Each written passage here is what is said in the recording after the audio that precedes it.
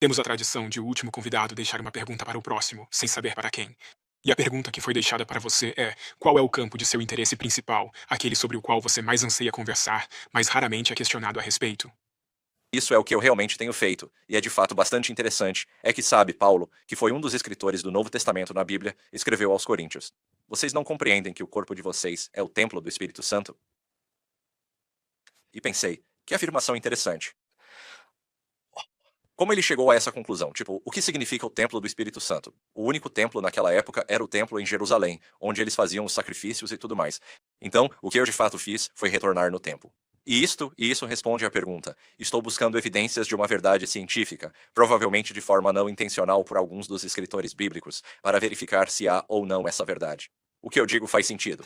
Então, se você olhar, e a maior parte de Êxodo, do capítulo 25 ao 30, é uma descrição minuciosamente detalhada do santuário que Moisés construiu no deserto, que ele supostamente recebeu de Deus. É exatamente o que ele diz. Então, aqui está uma ótima maneira de ver se tudo isso se confirma. Moisés está dizendo: aqui está a descrição do modelo que recebi para o templo, e Paulo está dizendo: seu corpo é um templo. Então, aqui está a minha hipótese. Se observarmos o padrão do templo, ele deveria realmente corresponder ao corpo humano, que eles desconheciam completamente na época em que Paulo escreveu isto. Não sabíamos das células até Van Leeuwenhoek no século XVII. Não sabíamos sobre a circulação do coração até os anos 1600 com William Harvey, ok? Mas, se olharmos o corpo humano, temos o sistema sanguíneo. O sangue circula em torno do sistema vascular e depois passa para o líquido intersticial. E o líquido intersticial vai para a célula, que é. Há uma membrana plasmática na célula, impenetrável, mas, a menos que você tenha as proteínas para ir, aí entra na célula um compartimento com dois compartimentos, certo? A célula e o núcleo, certo?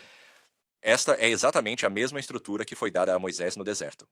A propósito, os templos hindus são projetados de forma semelhante. Existe essa espécie de estrutura tripartida. Então você tem este altar de sacrifício, que é onde o sangue reside. Isso representa o sangue presente no corpo humano. Em seguida, passamos para a pia, o recipiente cheio de água que representa o espaço intersticial após o sangue e antes de ir para o espaço intersticial. Qualquer farmacologista reconhecerá este padrão. A próxima coisa que aparece é esta estrutura que tem um véu que você não consegue penetrar a menos que você o atravesse. Essa é a célula, pois esta estrutura é o edifício, com uma sala dentro de outra. E é exatamente isso que a célula é: o núcleo cercado pelo citoplasma. Bem, nesta sala em que se entra primeiro, há peças de mobília lá dentro que são muito parecidas com os tipos de organelas que você vê no citoplasma da célula.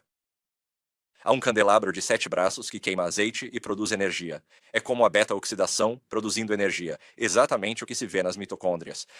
Mas por último, você entra no núcleo, e este templo tem um lugar que é o lugar santíssimo, onde está este altar onde está a Arca da Aliança. Você já viu Indiana Jones, não é? No primeiro Os Caçadores da Arca Perdida, há uma arca que, ao abrir, revela as tábuas de pedra dos 10 mandamentos. Então, nessa parte, você encontra as duas tábuas de pedra, com o código da vida escrito pela própria mão de Deus, e segundo as crenças tanto judaicas quanto cristãs, este é o que representa a lei. E se quebra a lei, o pecado surge, e suas consequências são doença e morte. Então, ao adentrarmos o núcleo do corpo humano, encontramos duas cadeias de DNA, e nestas cadeias de DNA reside o código, os nucleotídeos que representam o código da vida. Se você manipular esse código, isso resultará em mutações que consequentemente levam à doença e ao fim da vida. Nada disso se sabia até 1950, com a descoberta do DNA, e ainda temos Paulo, que faz essa conexão e diz: seu corpo é o templo do Espírito Santo. Eu acho isso fascinante. Ninguém nunca me perguntou sobre isso. Mas assim que você perguntou, foi a primeira coisa que me veio à mente. Tem. A propósito, há muitos outros lugares nas Escrituras onde vejo isso ser aludido. É fascinante. Paulo fala sobre o corpo de Cristo e como ele é um só corpo, mas composto por partes. A mão, o pé, ele não sabia de células, mas é o que o corpo humano é. Um corpo feito de muitas partes. Van Leeuwenhoek só descobriu no século XVII. A teoria celular surgiu só no século XIX. Então, é interessante para mim como declarações são feitas em textos antigos que têm uma relevância científica muito além do superficial. Eu simplesmente acho isso interessante.